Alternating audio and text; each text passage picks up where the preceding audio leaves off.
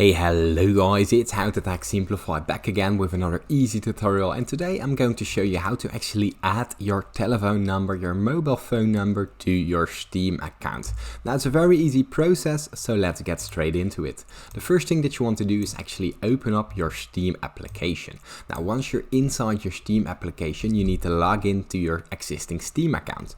Now from there you go to the top right corner where your name appears, your profile name. You open it up and here you go down and you'll actually go to the account details right here. Now inside the account details you have a load of options to choose from. What we're looking for is our contact info, and as you can see right here is manage your phone number. Now as you can see it ends in 11. This should be the last two numbers of your phone, and from here you can simply manage your phone number. Now from here, when you press it, here you can actually change a new number. So change the number, and what this will do, it will bring you to this form, and from here you can simply change it via SMS.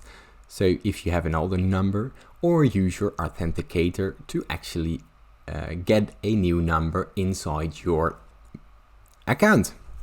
Now if you still get any other questions, or if this tutorial has helped you, please leave it in the comments.